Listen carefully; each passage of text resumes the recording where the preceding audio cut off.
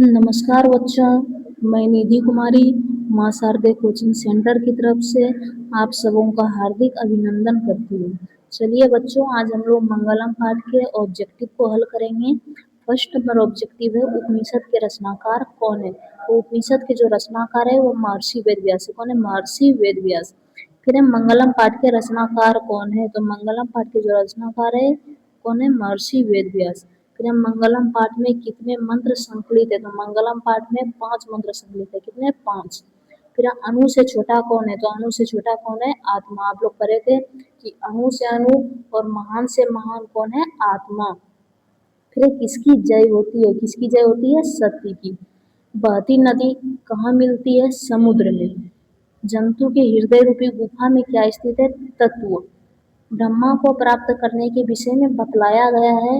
ये मुंडको उपनिषद हो जाएगा। आप लोग पढ़े थे कि सत्य की जीत होती है, असत्य की नहीं। सत्य से ही देवलोक का मार्ग प्रशस्त होता है। ऋषिगण देवलोक को प्राप्त करने के लिए अर्थात ब्रह्मा को प्राप्त करने के लिए सत्य को अपने अंदर धारण करते हैं, क्योंकि देवलोक में सत्य का भंडार है।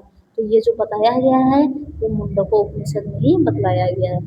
फिर देवलोक का मार्ग किससे प्राप्त होता है? तो सत्य से। किससे? सत्य से। फिर सत्य से क्या प्राप्त होता है? सत्य से देवलोक प्राप्त होता है ना। सत्य से देवलोक प्राप्त होता है। फिर है मृत्यु को वश में कौन कर लेते हैं? मृत्यु को वश में विद्वान पुरुष कर लेते हैं। किसकी विजय होती है? सत्य की। किसकी विजय होती है? सत्य की। उपनिषद में किस महिमा का वर्णन किया गया है? परम पुरुष की। उपनिषद की संख्या कितनी होती है? 108। उपनिषद की संख्या 108। और मंगलम पाठ के आधार पर पूछेगा तो 4। ईशावास्य कंठो मुंडको और श्वेताश्वतर। आत्मा के गुरु रहस्य में किसमें व्याख्या की गई है? कंठों में। किसमें? कंठों में। फिर है परमात्मा की महिमा का वर्णन किसमें किया गया है? परमात्मा की महिमा का जो वर्णन किया गया है वो ईशावास्य में किया गया है। किसमें? ईशावास्य को उपनिषद में। फिर ज्ञानी लोग और अज्ञानी लोग में अंतर किसमें बतलाया गया है? ज्ञानी और अज्ञानी में जो अंतर बतलाया गया है वो श्वेताश्वतर में बतलाया गया है। सत्य का मुख किससे ढका है? सत्य का जो मुख है वो हिरण्मय पात्र से यानी कि सोने के पात्र से ढका हुआ है। सत्य का खजाना कहाँ है? तो बताइए देवलोक में। किसमें? कहाँ है? देवलोक में। महान से भी महान क्या है? महान से भी महान क्या है? आत्मा। महान से भी महान क्या है? आत्मा, है ना। उसके बाद है कि मंगलम पाठ कहाँ से संकलित है। तो मंगलम पाठ जो संकलित है वो उपनिषद से। किससे? उपनिषद से। सत्य का मुख किस पात्र से ढका हुआ है? सत्य का जो मुख है वो हिरण्मय पात्र से ढका हुआ है। वेदम एतम पुरुषम महानतम विद्योत अन्याय मंत्र किस उपनिषद से लिया गया है? तो ये जो वेद के बारे में बताया गया है वो श्वेताश्वर में। किस? श्वेताश्वतर उपनिषद में।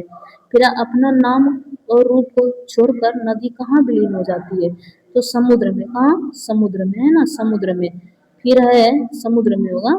फिर है मंगलम पाठ में कितने मंत्र है? मंगलम पाठ में जो है वो 5 मंत्र है। कितने? 5 मंत्र। फिर सत्यमेव जयते नाद्रेतम परम निधानम मंत्र किस उपनिषद से संग्रहित है? सत्य के बारे में बताइए किसमें बोला है? मुंडकों में। किसमें? मुंडकों में।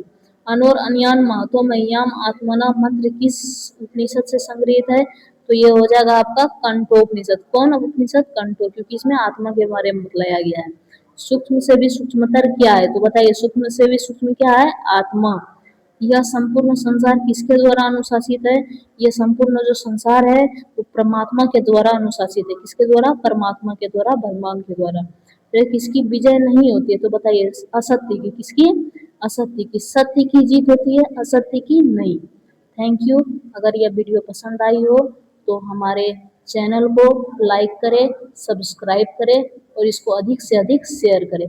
धन्यवाद।